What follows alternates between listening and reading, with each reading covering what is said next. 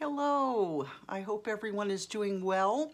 We're going to pick up where we left off. We know that Abner has been murdered by Joab, and David threw a big funeral for Abner. He was totally shocked and surprised and angry that Joab had done this, and that's where we left off. So now we're going to go to 2 Samuel chapter 4. Here we go.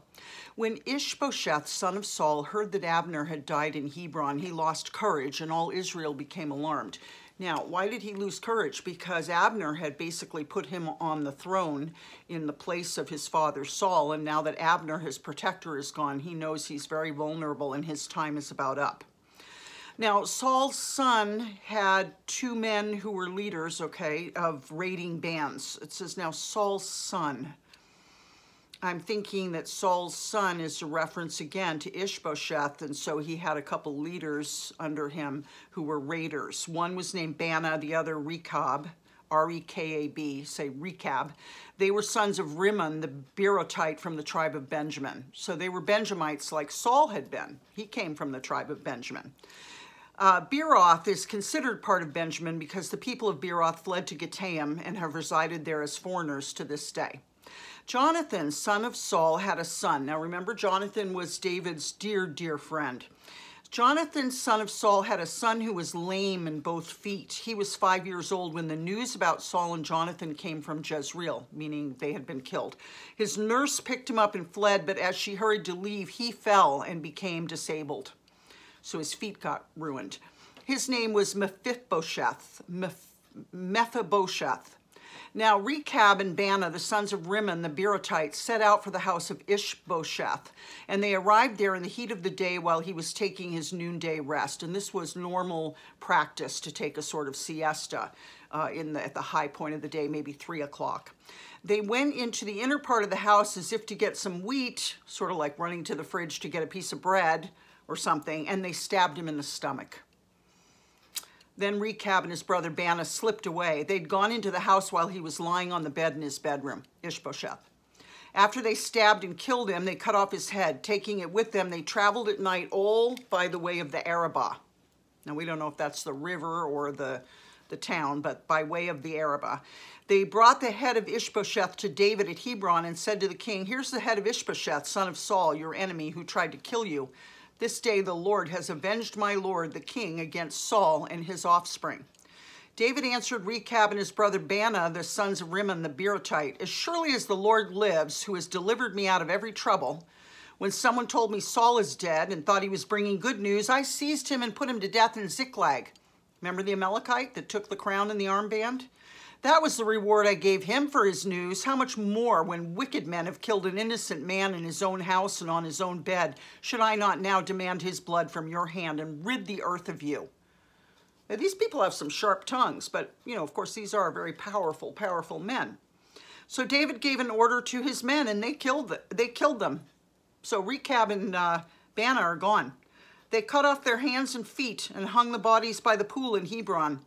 But they took the head of Ishbosheth and buried it in Abner's tomb at Hebron. God, that's sad.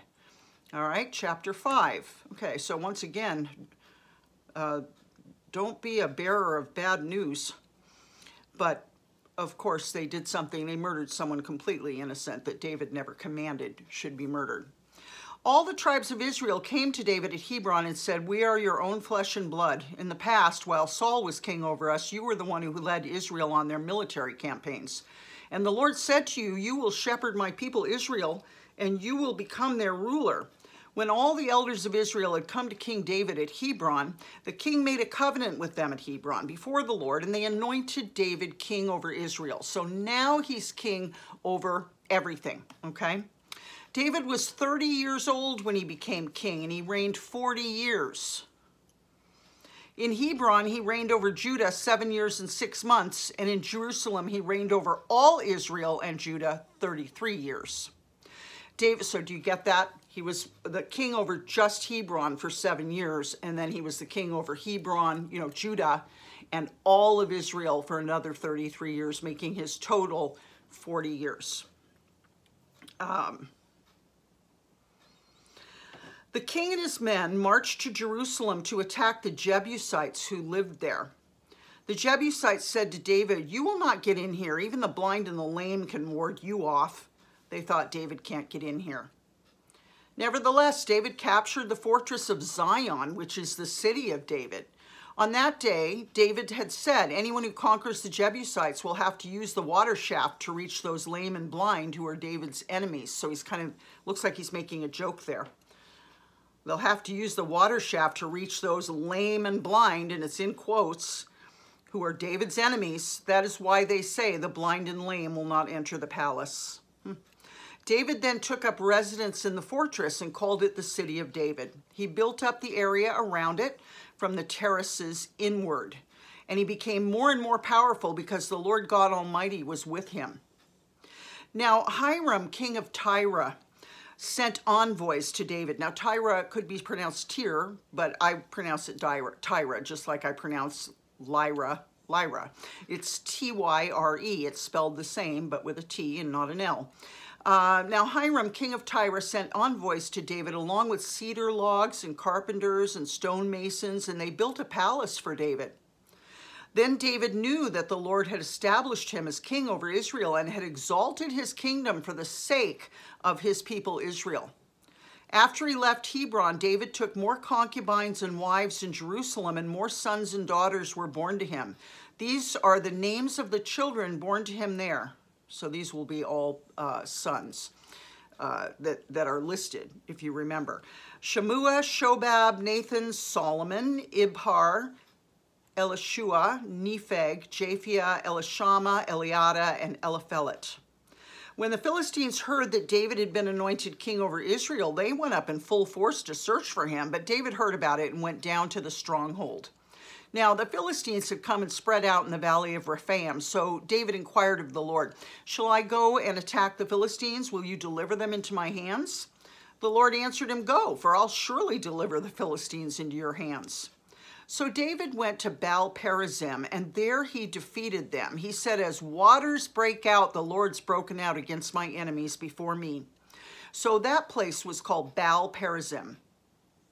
The Philistines abandoned their idols there, and David and his men carried them off. Once more, the Philistines came up and spread out in the valley of Rephaim. So David inquired of the Lord, and he answered, "Do not go straight up, but circle around behind them and attack them in front of the poplar trees.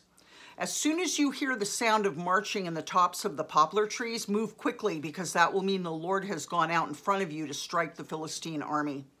So David did as the Lord commanded him, and he struck down the Philistines all the way from Gibeon to Gezer. Okay. All right, chapter 6. David again brought together all the able young men of Israel, 30,000. He and all his men went to Baalah, B-A-A-L-A-H, in Judah, to bring up from there the ark of God, which is called by the name, and the name is in capital letters. The name of the Lord Almighty, who is enthroned between the cherubim on the ark. Remember those angels with their wings together. They set the ark of God on a new cart and brought it up from the house of Abinadab, which was on the hill. Uzzah and Ahio, sons of Abinadab, were guiding the new cart with the ark of God on it, and Ahio was walking in front of it. David and all Israel were celebrating with all their might before the Lord with castanets, harps, lyres, timbrels, sistrums, and cymbals. So they were just partying in front, joy, dancing. If you don't know this, and I'm sure you do, but dancing is an expression of joy. And so that's what they were doing. They were expressing joy because everything was going right. David was the king of all of Israel as the Lord had commanded. The ark was now coming back to the city of David, or wherever David was sitting. There was joy there. The Lord had favored them. They're dancing, and they're using castanets, which we know what those are, harps, lyras, which I'm thinking a lyra is almost kind of a guitar type instrument, but we're going to look it up. Timbrels, which I think are like tambourines, sistrums, and cymbals. So you can imagine what that sounded like. So let's look up sistrum and see what it is. A musical instrument of ancient Egypt consisting of a metal frame with transverse metal rods, that means a cross, which rattled when the instrument was shaken. Okay, So let's look up Lyra. Let's see what that is. So I hope you can imagine that. A lyra, oh, the lyra is so beautiful. It's the one that goes like this, and then it has the curls, and then it has strings like this. So it's shaped, follow my finger, it's like, whoo, and then all the lines down the middle. So it's a type of harp, and there's all kinds of them there. They just get incredibly beautiful, from the simplest to the most complex. Okay, so, or I should say filigreed. So that's what a lyra is. And let's see what a timbrel is. It's a tambourine or similar instrument. Okay, so they're making a big noise in front of the ark, and they're dancing and singing, and they're so excited. When they came to the threshing floor of Nacon, Uzzah reached out and took hold of the ark of God because the oxen stumbled.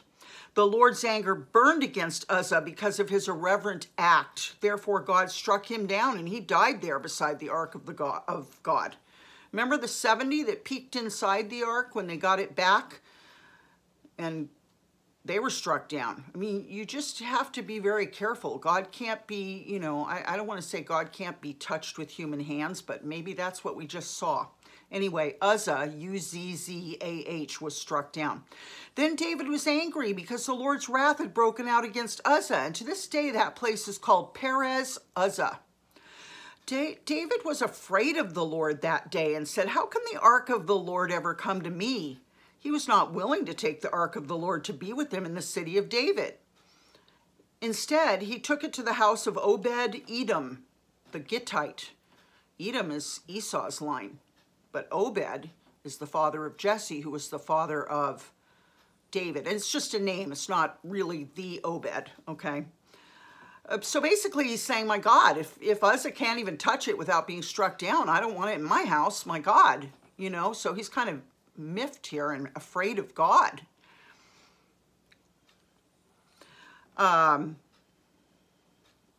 The ark of the Lord remained in the house of Obed-Edom the Gittite for 3 months, and the Lord blessed him and his entire household. So he blessed Obed-Edom the Gittite. Now, King David was told, "The Lord has blessed the household of Obed-Edom and everything he has because of the ark of God." So David went to bring up the ark of God from the house of Obed-Edom to the city of David with rejoicing. So once again, singing and dancing, we're bringing the ark home. When those who were carrying the ark of the Lord had taken 6 steps, he sacrificed a bull and a fattened calf. Wearing a linen ephod, so that was the breastplate that generally the priests had the 12 stones of each son of Israel, tribes of Israel. This is a linen one. I don't think it has stones in it, but who knows? Wearing a linen ephod, David was dancing before the Lord with all his might, while he and all Israel were bringing up the ark of the Lord with shouts and the sounds of trumpets. So can you imagine seeing your king coming and dancing with all of his might because of joy? And you know, it's sometimes kind of embarrassing to dance in front of anybody, but this was the king, and if anybody could do it, you know, no one's going to dare laugh, okay? As the ark of the Lord was entering the city of David, Michal, daughter of Saul, remember, he's got Michal back now, and I want to address something about that in a minute. Michal, daughter of Saul, watched from a window, and when she saw King David leaping and dancing before the Lord, she despised him in her heart. So it's sort of like if you see someone dancing and they look dorky and you just are like, ew, ugh, he's gross. That's what she did to her own husband, who's the king of all Israel. They brought the ark of the Lord, set it in its place inside the tent that David had pitched for it, and David sacrificed burnt offerings and fellowship offerings before the Lord. After he had finished sacrificing the burnt offerings and fellowship offerings, he blessed the people in the name of the Lord Almighty.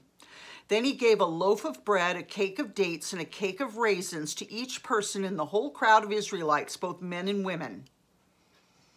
And all the people went to their homes. When David returned home to bless his household, Michal, daughter of Saul, came out to meet him and said, "How the king of Israel has distinguished himself today, going around half naked in full view of the slave girls of his servants as any vulgar fellow would." So she mocked him. Remember I said nobody's going to say a word when you see the king dancing?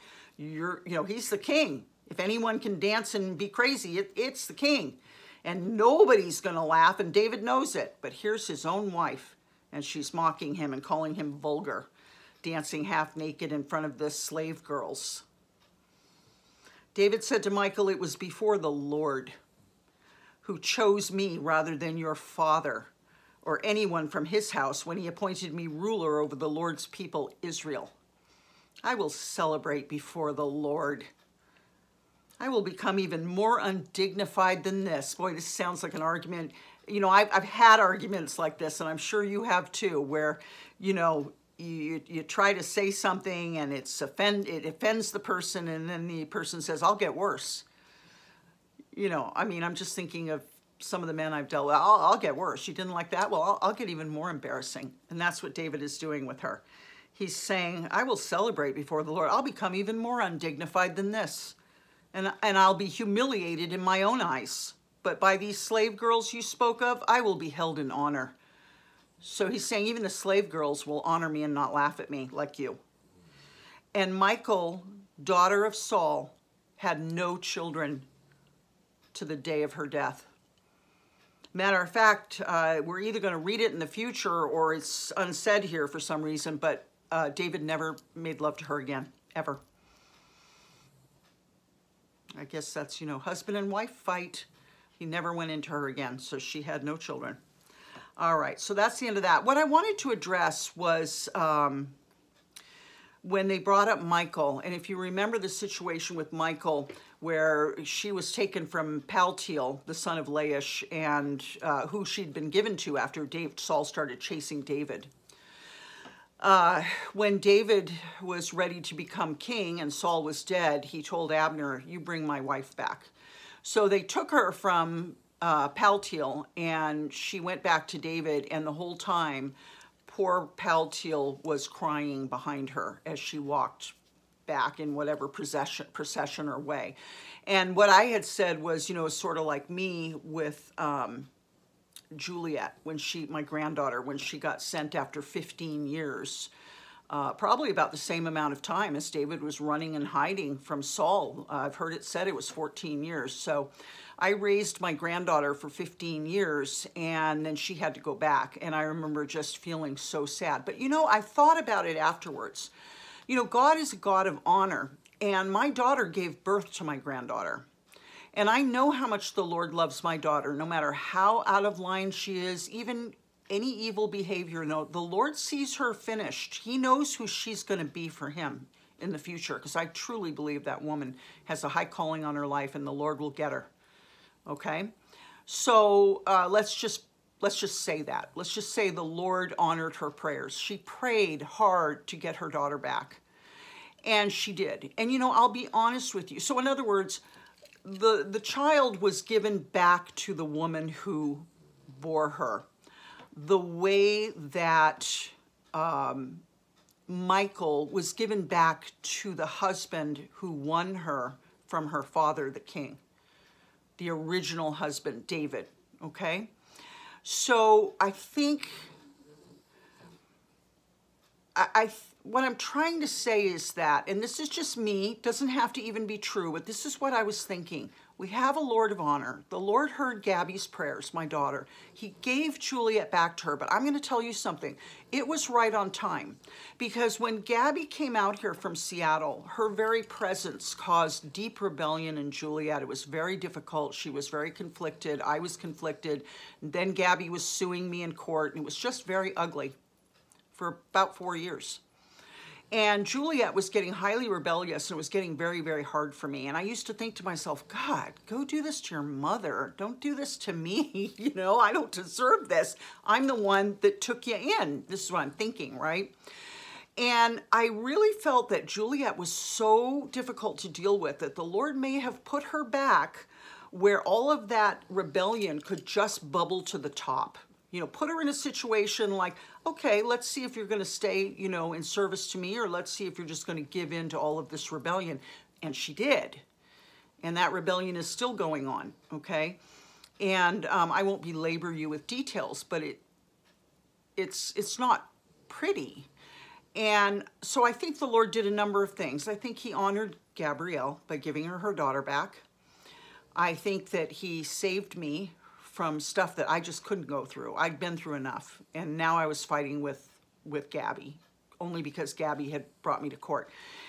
And I think it also allowed the rebellion in Juliet to manifest, and I think that's what the Lord wanted. Like, just go, full steam ahead. Because that's going to be the quickest way to get Juliet to come to her senses, is to let her go full bore into her rebellion. So I think the Lord, you know, he knows what he's doing, and he knows it would break my heart, but he also knew that he is the one who comforts me and that I would know that. Okay. So, I could be wrong. I mean, many times, I mean, pastors have told me they didn't think it was the Lord's will that Juliet go back to a house where drugs were being done and alcohol, and of course, right? But Juliet was so rebellious, and the Lord might have been saying, hey, you know, you're acting like you belong over here, so that's where you go. But I also know that despite Gabrielle's rebellion, and I don't mean to confuse you with the names, Gabrielle's my daughter, Juliet is her daughter, who's my granddaughter, who I raised. I raised both of them separately. Maybe the Lord just said, you know, Juliet, you get to go where you're acting. You know, you want to act out like this? Go do it over here, because I'm keeping a godly house over here. And it was getting harder and harder and harder as Juliet got older and older. So somehow the Lord's going to make a break for it. All I wanted to do was still be in the picture. And